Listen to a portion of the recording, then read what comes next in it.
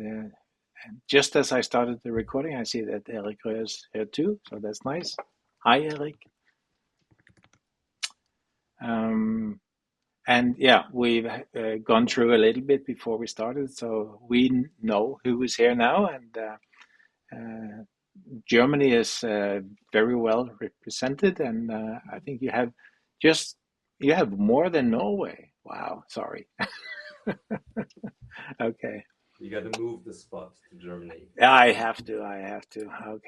Okay. Let me just say that, like, this time, I thought we'd just go through a little bit about what has happened this year, just like a little review. And then starting again, next meeting will be in January. And then we are hopefully talking more about what we are going to do in the future. But today, a little bit looking back. So I made a list of what you can find on the site under this press coverage. We've been to a number of YouTube channels, Night Shift, Laxer, Arte TV finally showed up. This Arte TV visited us during the 2024 in September, and it took until May in 25 until it came out. And we also had a visit from Discovery Channel, Expedition X, and that was in December of 24.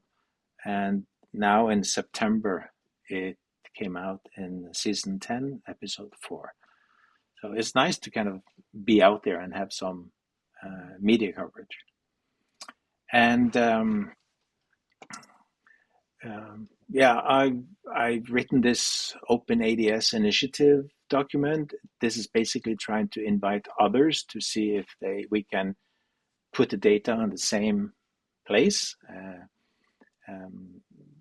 We will still be working on trying to find others that are interested. But I see that now we've been invited to this UAP summit, and this is some of the agenda on that. How can we share data, share knowledge, find a common way to do things?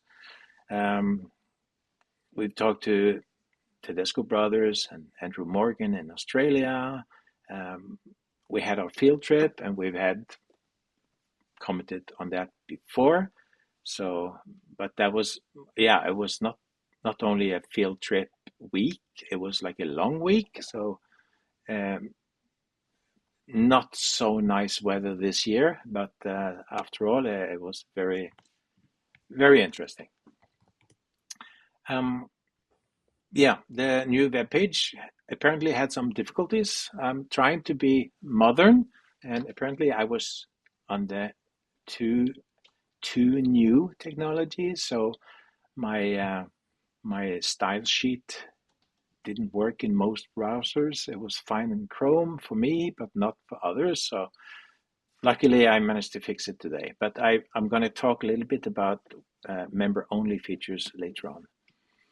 And then we've also talked about the Soul Symposium that Rainer and me attended. We got a lot of information from that, a lot of people, a lot of contact. And then you will see the list of activities that Erling has been participating in later on when we go to his log. After Soul, the MUFON invitation was from the field trip, and Anna invited us to come and speak. So we've been presenting for MUFON. Rainer will talk a little bit about his presentation at SUAPS.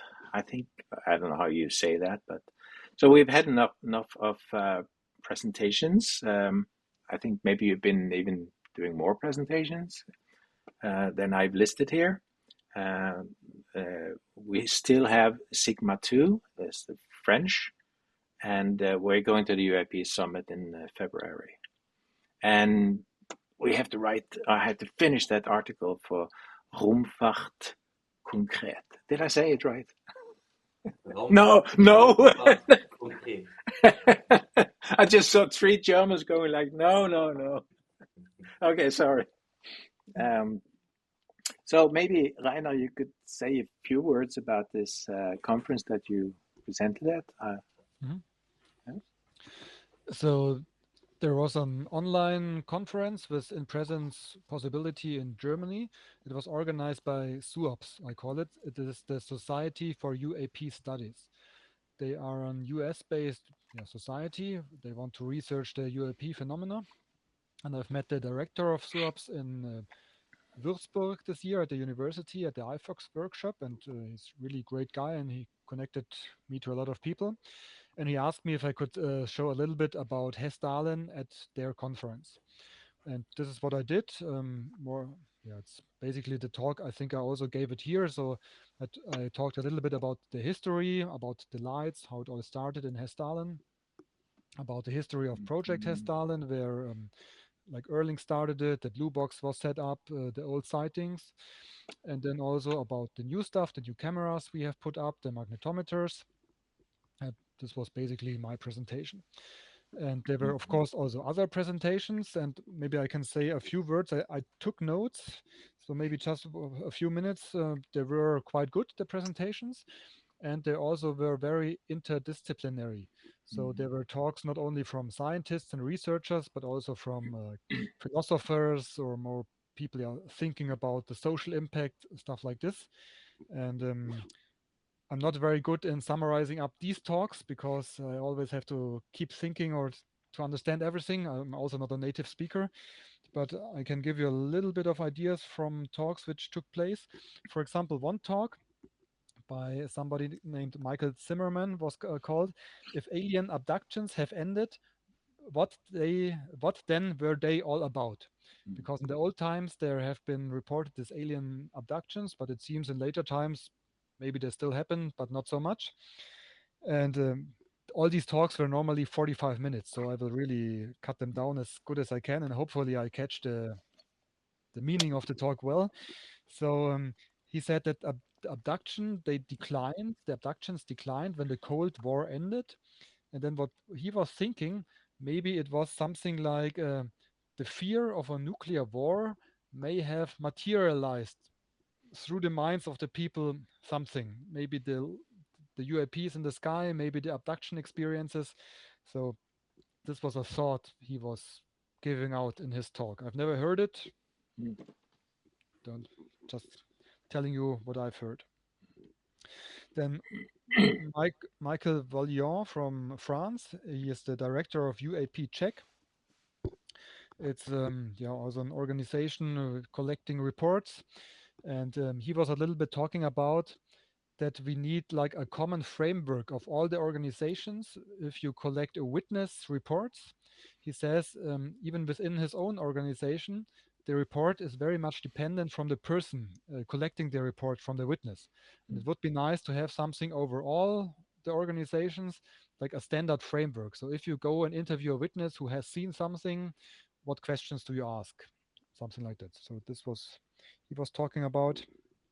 Of course, he was also talking about the GEPOR, the French organization collecting these reports. So this was also very nice. Then, there was a talk. It's hard to summarize by Matteo Polato, Neither Objects Nor Flying. He was a little bit talking about Jacques Vallée and John Keel, about their works, and that John Keel is also like an author in the US. He got famous with these Mothman sightings in Point Pleasant. But Matteo was reporting that John Keel, he puts stuff out, but without or not many references. So this is a little bit sad. He was writing books and everything, but sometimes without references. And in his talk, he even mentioned the TV or the YouTube TV series Hellier. That's about paranormal investigators, which really exist in the US.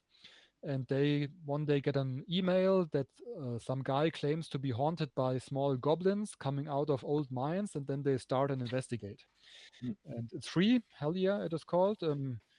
I will spoil you. They don't find any goblins, but at least they find some stuff which is weird. So like synchronicities, I think they call it. So stuff coming together could be a coincidence, could be not.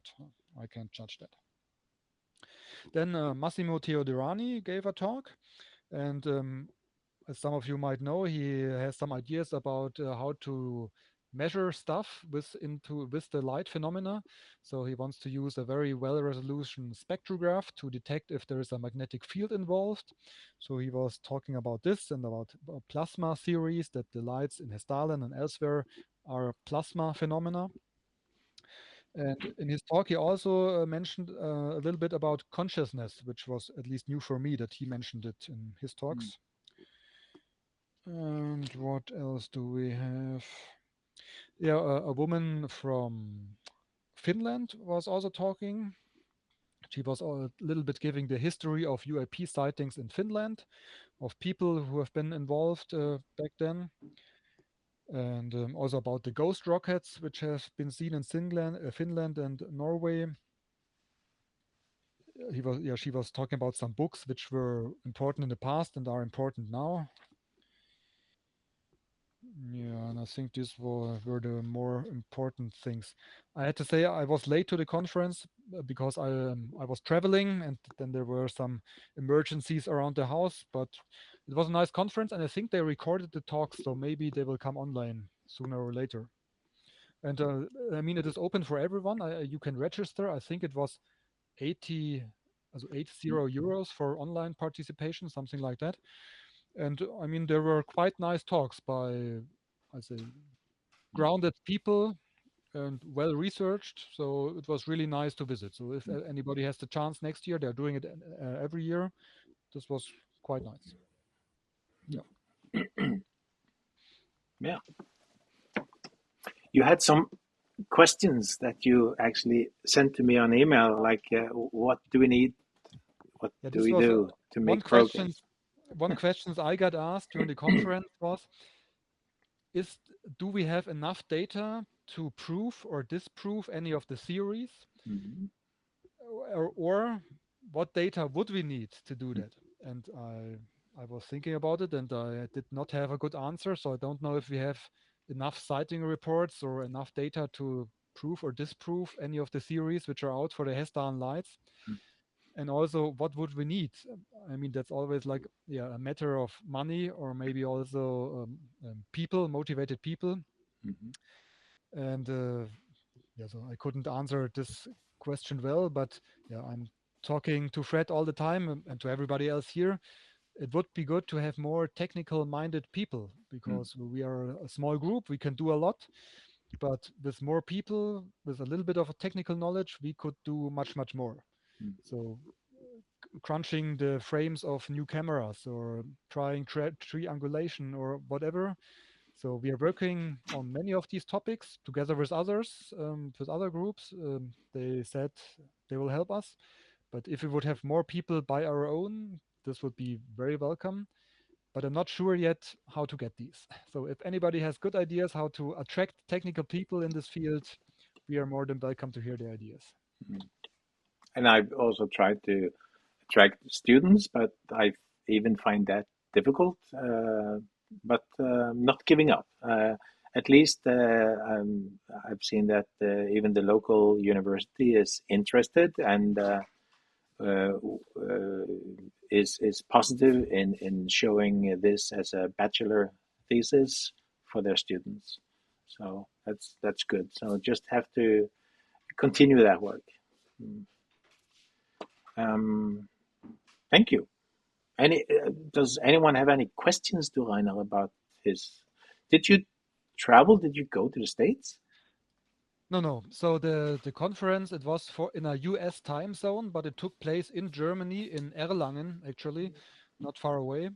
But on the first day, I was returning from a business trip myself, so I went to my home and I participated online. But I think between 6 and 10 people were there in person, and if it wouldn't have been for this business trip, maybe I also would have gone there. So it was quite nicely organized. Okay. And then I asked Erling if you could give a little summary of what you've been doing, and he just gave me a link to his lectures. I can click on this one and see where we get. That's fine. Yeah. Yeah, I'm also still active.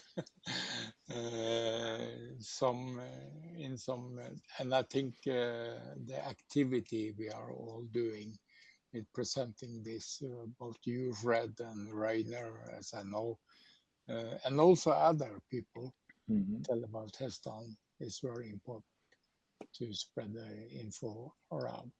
But I have my old website, which I still try to update now and then. Mhm. And among the pages, I normally try to update this one, which I call lectures. That's mainly people lectures I have done. Uh, Most of them is now more physical Mhm. at the location. For instance, the first one in April was for a group local where I'm living. Uh, some old people who got together, every one each uh, month, and there I had a presentation. And of course, when we are on the field trip, I've written that down too, where we had, Maybe, yeah. Is that on this one or is it on yeah, the, yeah, okay. this Hovskole Ålen. Oh, okay. And the first one is mine, and the second one is the Rainer's in, which I found out, but I didn't find you. I removed You're, myself. oh, I felt it was just like about us and not about the topic, so I didn't feel it was like proper. okay. That's well, that's the Yeah, reason why you are yeah, not yeah. listed there. Oh, okay. And I know also this list is not complete. It's Yeah, complete when I come to my presentations. yeah. But I'm sure that both Rainer and maybe you, Fred, do also a lot of presentation, which is not. Mm, I don't catch that, which yeah, yeah. not there. I But realized I didn't have Reinald's effects workshop on my list. So yeah, okay. But anyway, yeah, yeah, you find what I have been doing yeah, mostly though. yeah. And yeah, yeah, and on the next page on the podcast, there's a lot this year. Mm-hmm. I could also mention, if you go back once page, I was a tour in Italy, in Yeah. Florence, and had a presentation there on in November. Mm-hmm. And at that location, there were a lot of people, 250 people present, Mm-hmm. full room with people, 250, and also a lot of podcast of Mm-hmm. people, and Mm-hmm. also television. So based on that too, there has been also a lot of podcast system. So if you go to the next page again, you will see um, one of the podcast, which is on the 5th of December, that is based on the tour to Florence. Mm-hmm. And there will also be one more based on that tour. Okay. And there was also a couple of others which did interview me, which had their own podcast. But as long as I haven't got their info or website or whatever, I don't put it here. But Mm-hmm. it's probably a couple of more there. And Oh, no, yeah, yeah, sorry. Do you yes, also have this on TV? Is that? yes. Yeah, two here. Yeah, Arte TV. I think you yes, I mentioned that mentioned that. one. Yes, Yes. And I was also to the History Channel. yeah. They asked me to come to Ah, London, actually to their studio in London, yeah. and interviewed me there. That was mainly they made a program on J. Allen Hynek, Mm. and I, as you probably know, he was visiting us back in 1985, and I had a lot of pictures, a lot of video, and so on. Mhm. So I supported them with all the stuff I had on Hynek, which they used, much of Mhm. it, in their Mhm. program. And Mm. they also wanted me to make some comments, but they invited me to come to their studio in London and not Mhm. doing it through Mm. email or uh, computer Mm. at home. So So that's you've been busy. yes, I mean, Yes. Yeah. yeah, And good thing that you're logging it as well. So yeah. yeah. I think that's important Mm. to log, and otherwise you forget. I could That's also mention there is a book company from India who mm. will make something on. They will call it unexplained or something. Mhm. So I supported them with some couple of pictures. Yes. Yep. Thank you. Um, I will talk a little bit about the new website, and after that, I'll also comment on the posters that I've made available, so you can help me to kind of announce this new activity in 26. Um, this site, go to this one. Oh, nice picture. Uh, um, what I've done now is hopefully make it work again on the other places and not only on my own computer. Um, I Please note that you have these buttons on the top, and there's a little tooltip that explains what it is: donate, membership, a link to the Discord, a link to the newsletter, the YouTube channel, and also this live channel. And then I have this one that shows the members. Um, and now, if I am logged in as I am now, you will see that I have, if I'm not logged in, that's what I will say, log in, and you have to enter your email, and you will get the login into your email, and it will stay logged in for a while. You can also go log out. On the dashboard, you can sign out, so then you're sure about that if you prefer that. If not, on your computer, you'll stay logged in for a week or something like that. And then you can go to your profile, upload a nicer picture. You can set your privacy settings, and if you don't want to be visible at all, you just check off these two. If you want to be visible to the public, and I hope so, then you also have some other questions like, do you want them to see your email address and mobile number or not? And then you can add some short summary and a web address and your location. And as it says here, don't put the location for your house, but somewhere nearby. Then you also see that you have your mail notifications. So I have a forum for the members only. Okay, let's go a little bit back to the dashboard here. Um, there's something new that I add now as recommendations.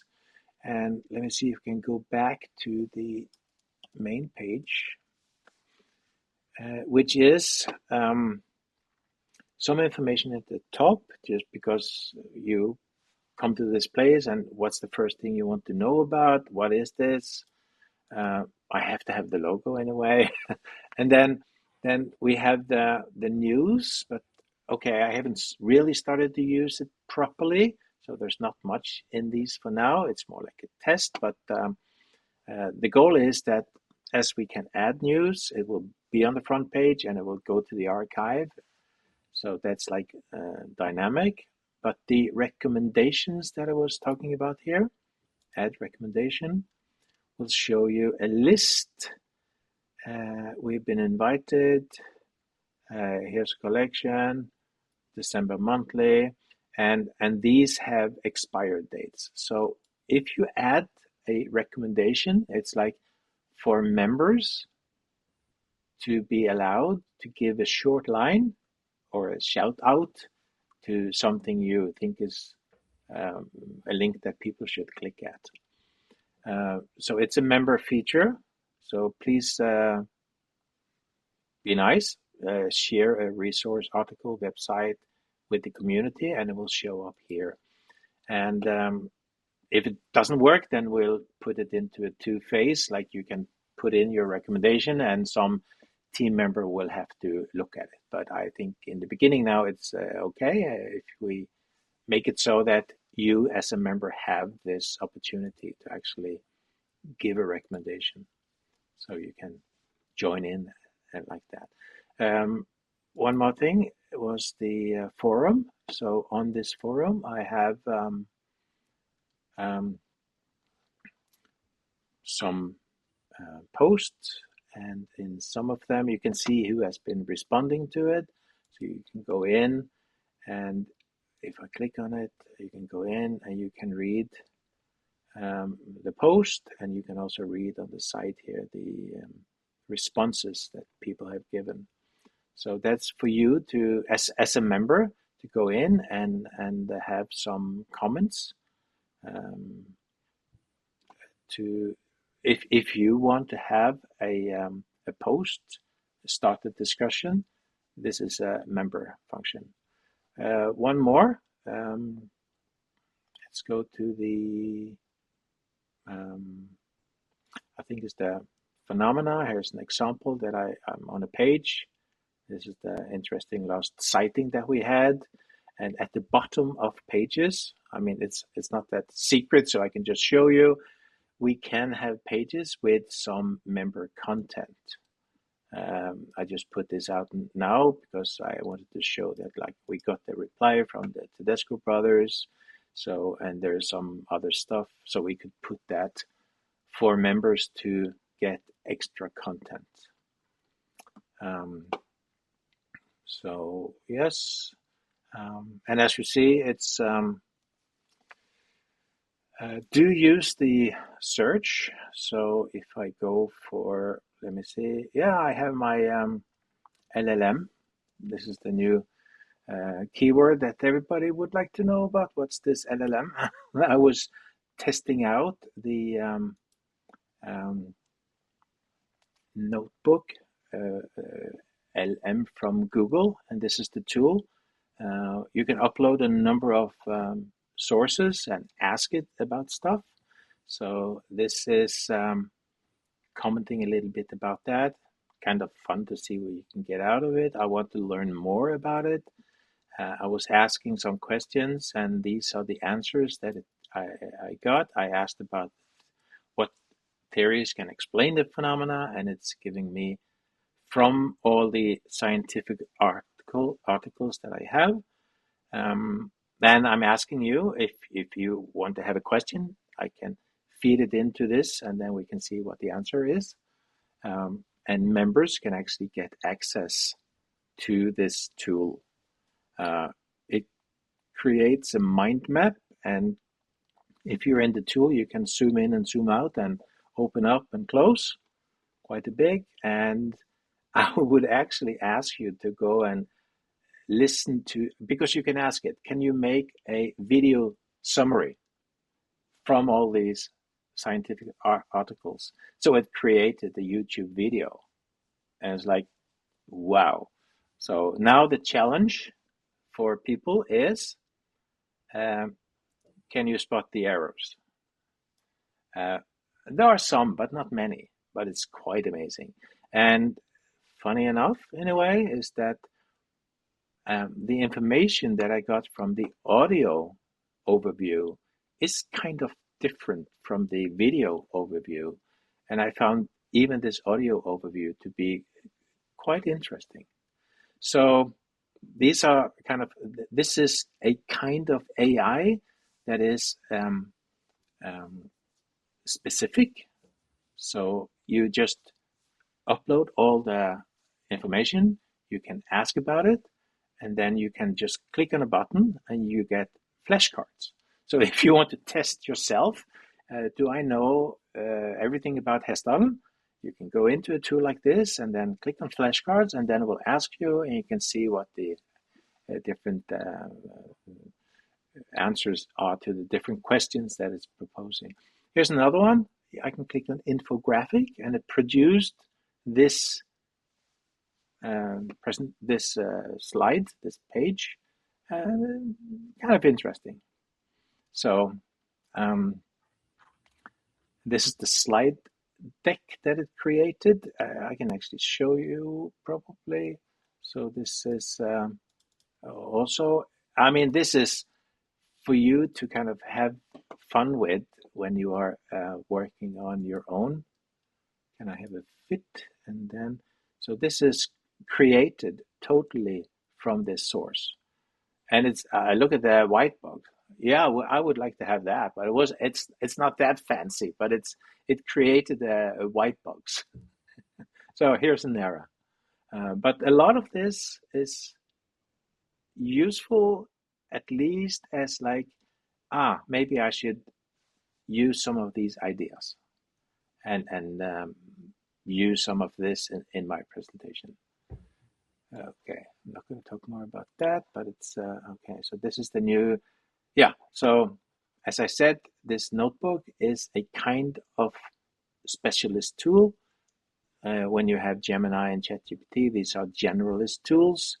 And then you have the agentic tools that I'm also using all the time, Claude Sonnet and Gemini Pro Code Assistant. So I'm just asking it, can you do that? And it will program stuff for me. So I'm really hopeful that I can learn more about this kind of tools and also use this AI for analyzing pictures or creating a trigger system to send us notification when there is something out there. So that's that part. I have some numbers. I just quick comment on that before I go to the next page, because that's where I have these posters.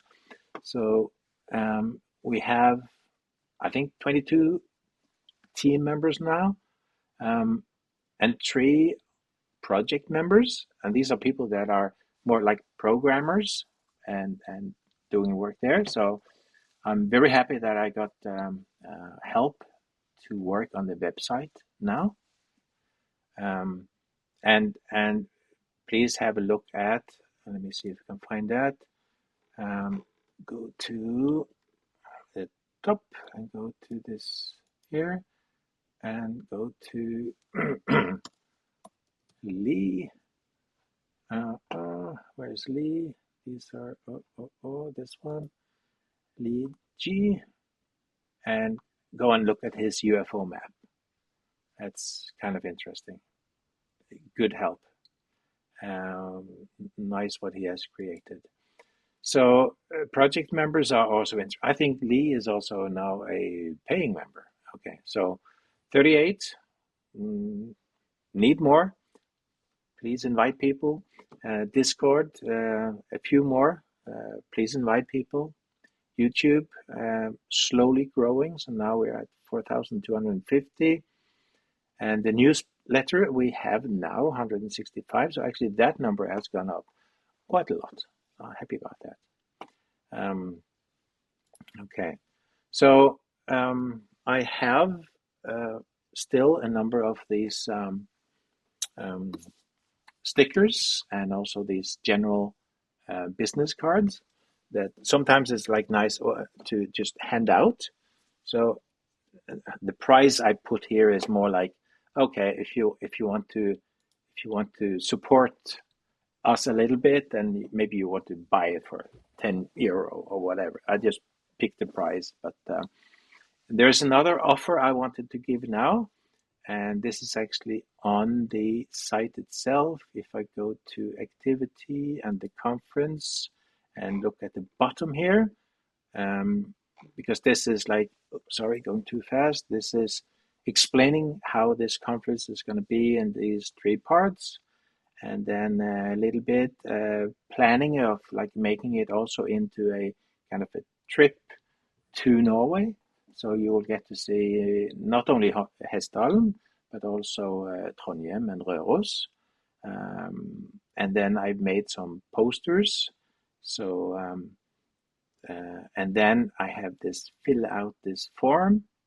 So if you send in and promise that you will put up at least 2 posters somewhere and send your address, email, then you will get 2 stickers and 20 business cards, maybe some more, but you will get some printed posters.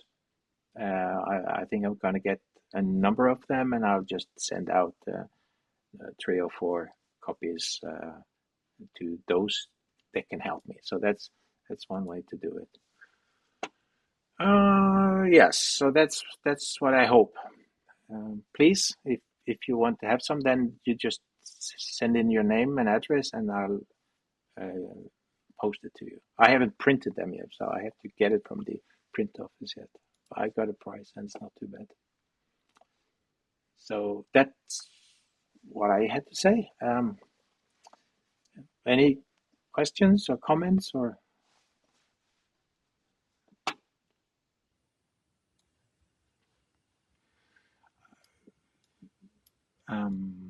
Yeah, because I'd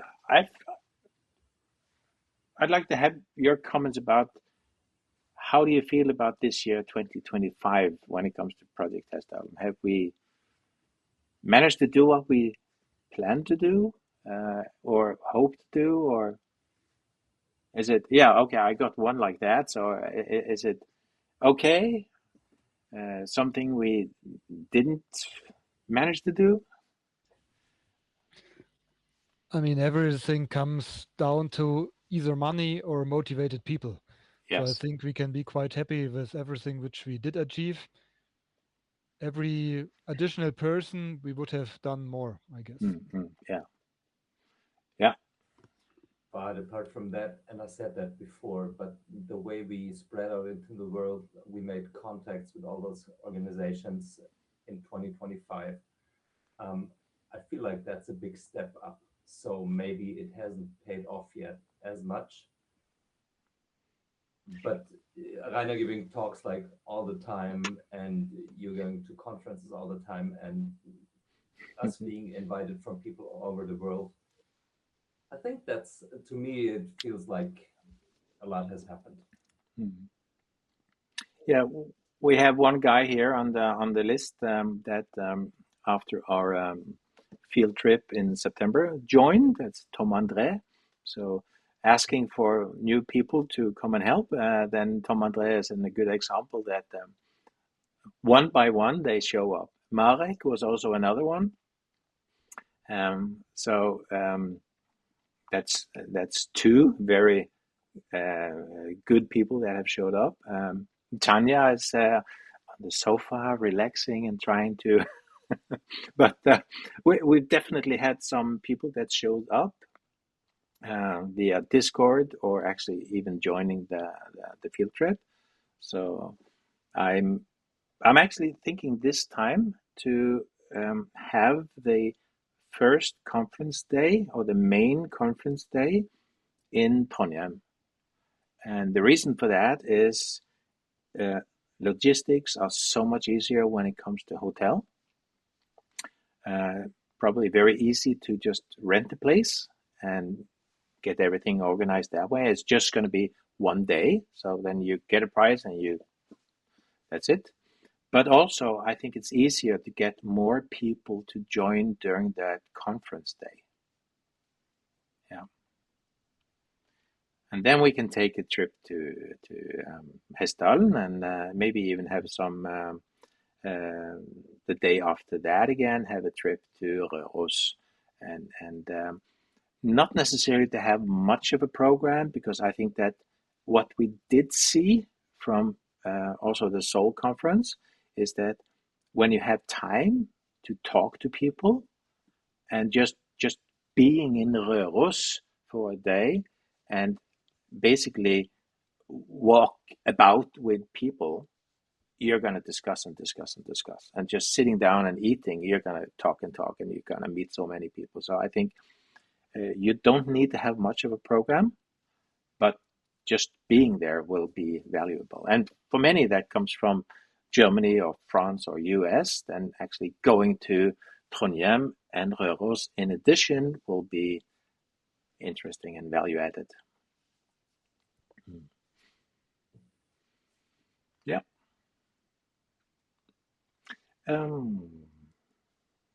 Any other comments or questions about this, or I just continue a little bit? Yeah. So I got a sighting report, the sighting filled out finally. I know that the person that did so sent us some pictures, and I think he has some videos. They didn't transfer properly or something, so I'm trying to get those. But interesting that people do report. And I also got an email from Helge. I think he has been there some weeks ago with some other people, and he also reported that they had seen some interesting lights, actually a couple of times. And he also said that other people in the valley that they met reported that they had seen some interesting lights. So I think there's something. It's just, damn, we don't have enough cameras.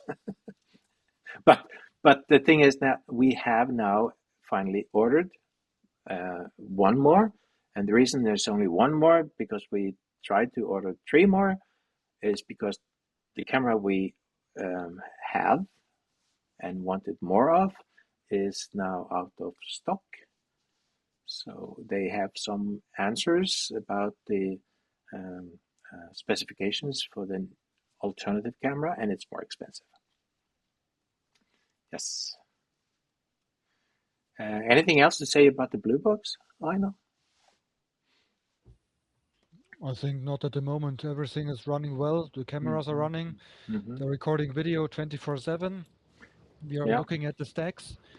If any member is also wants to look at the stacks or help with identification of anything, please feel free to contact us. We are at the moment we are not publishing the stacks because we removed this blacked out privacy area. Yeah. Because we want to see if there are some reflections from cars coming from anywhere in this frame.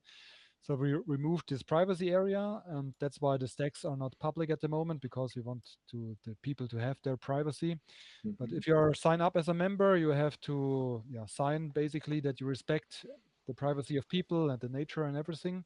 So members have access to the stacks, and we are looking if weird events like in November happen again, and which could correlate to some cars or whatever. So if you like looking at these stacks, consider becoming a member and look with us with them. At the moment, we have a lot of meteors. Yeah. Because there's a meteor shower going on, and just the day before yesterday, I checked, and it's 2 meteors with a really long trail through quarter of an image or so, going for multiple seconds. So that's really looking good. It's really nice to look at them. And I would actually, well, first of all, one comment is that on this site here, as I said, you do have the link here to the live stream, YouTube. That is kind of like not there right now, but and I don't know where to put stuff always, so I put in this. We stream our cameras. You can click on the cameras and see what camera from the Blue Box. You click on that, and the YouTube channel, and then create stacked images. And this will, I think this goes to the examples of stacked images, and then the public Google Drive. So I will just demonstrate that this one will open this list. So now you are on, let me see, 25. Of course, it doesn't sort it properly, so it will go, this December is down here, but then you can go into these days and see what is available. Yes, so as you said, there is quite a lot of meteors These are from last year, but This is from last year, yeah. there's Probably, basically a meteor in almost every video. So the dashed yeah, lines are the meteors, and there are really many. yeah, If the yeah, weather is clear, you see a lot. yeah. So just go and have a look. Okay, let me see. What did I go for? Yeah. Tom Andre, you raised a hand. Maybe Oh, thank Yeah, I was just wondering if the live stream was working, but I yeah. think Fred already answered that. Martin is looking at it to provide the live stream also with other modifications, but he wasn't successful yet. But you. he's looking into it. Yeah, Okay. yeah. Really like to get it out. This year's, yeah, it's pretty spectacular. Yes.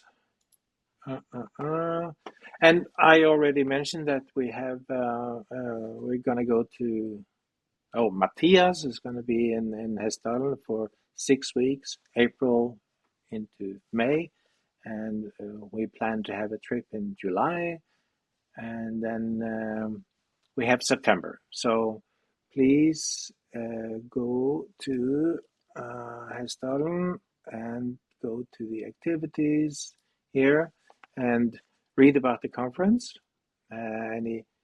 These are the dates that we are planning to. Well, this is the dates I say um, put aside, but now it's going to be more specific, only like a weekend, and then the big question is which is the one that you like the best of these posters. But and I have someone that is now with kind of Project Hessdalen. No, sorry, the conference also on these, but sometimes maybe as long as it's simpler, it's better. So I'm really in. I don't know. I'm gonna make many of them and see which one is the best one, or you choose. Yeah, here's an example. You see that now I added the field trip, and so these are some alternatives with this in addition. Whatever you prefer. Okay, yeah, I think that was it. So, kind of like a summary. We are trying to do the process, like collect the data and see if somebody can analyze it. But if you go to Hessdalen, you might actually have the personal experience of seeing things. And this is my last picture that I've been using a little bit because we are trying to create a mini blue box.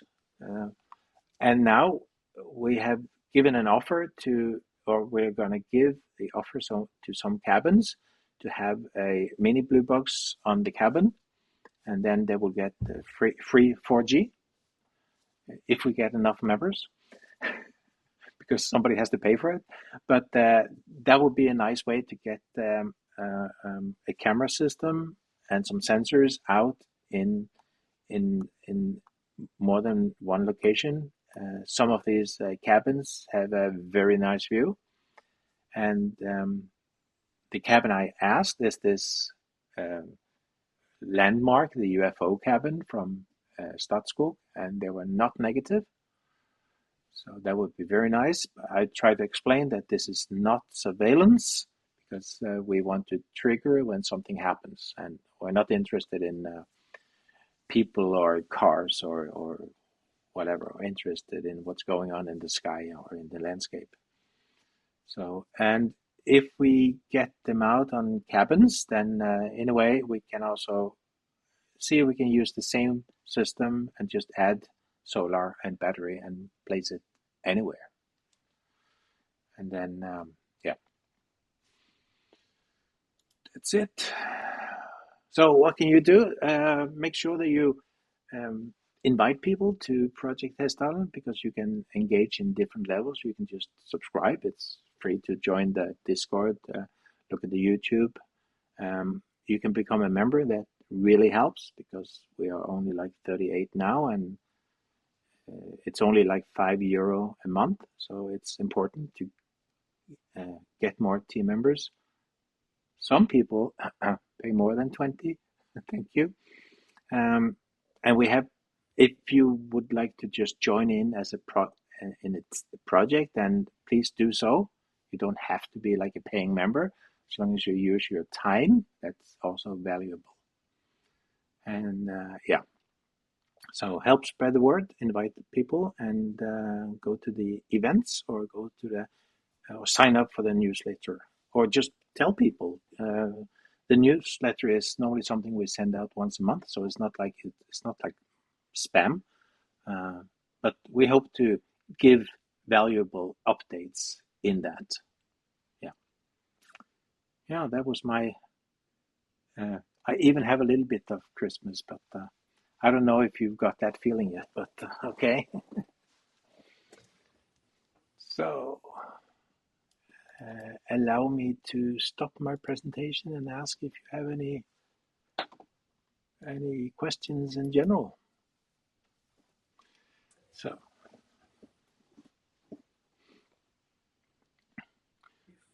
If there are no questions, would you like me to tell what we discussed today regarding the presentations? Yes, please. Yeah, all right. So, friendly, we talked today about the fact that a number of us is doing projects basically on their own in silence. And of course, it would be nice for the rest of the project to get a status update every once in a while to know what you're doing, because that's important. Also, I think it doesn't harm at all to be able to give some appreciation for the work you do in your free time. So that's why we had the idea that, in case you're comfortable with doing that, we might ask the people doing projects on their own to present just their status, where they're at right now, every once in a while at the status meeting. And that would mean that I contact you and ask you up front, like not the same day, but give you a little time before, if you are ready and willing to do that and to talk about your work and where you're at right now in the status meeting. So that was the plan. And yeah.